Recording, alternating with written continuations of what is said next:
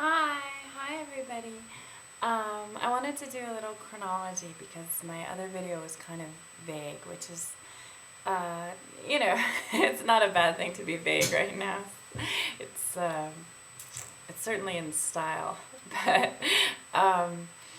so listen, so we have all these things happening. We just had Saturn, start turning the other way, turning backwards. Um, we're having our Saturn retrograde. The sun has moved to Pisces.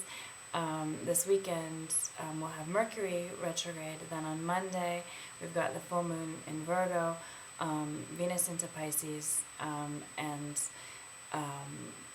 then, because Mercury is going backwards, it's going to go back and meet up with Mars.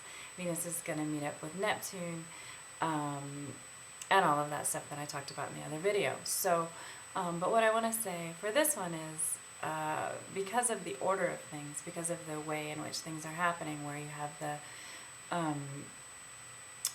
first you have, looking backwards at your responsibilities, and then you have Mercury going backwards too, where you have to deal with some people in your life.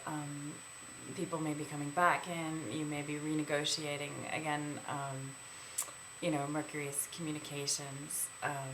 So that, and then when you add in the full moon in Virgo, which really opposes, is across from all of this Pisces, and the Virgo really doesn't stand a chance in this in this scenario. But what you want out of it is a little clarity, which is appropriate for a full moon. You want to see, it's going to bring things to light.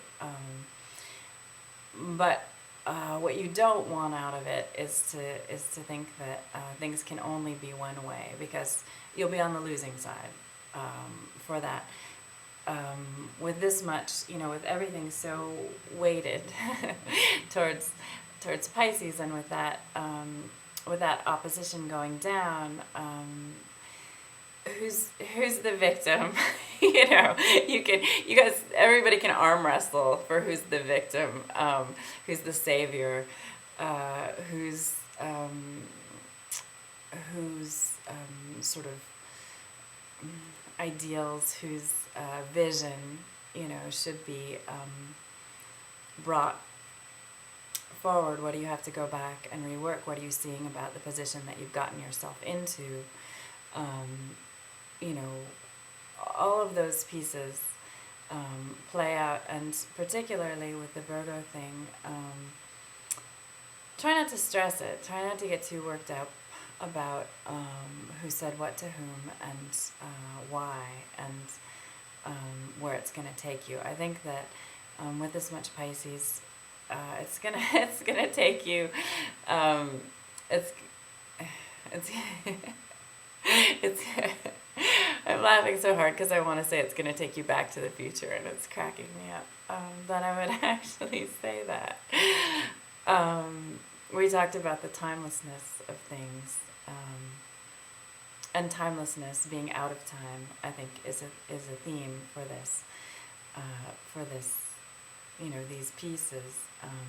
So, and then once we get past the full moon, we've got the Mars, Mercury, Venus, Neptune bits, and there's some illusions possible there for sure. But there's also, there's a way to access a little bit of a higher consciousness, and don't forget about forgiveness. Virgos have a really hard time with forgiveness, it seems to me, because it has to do with letting go of that single-pointedness, that one way, the right way, the way things were supposed to be done. And in this, I think a little transcendence could come in handy. So that's it. Bye.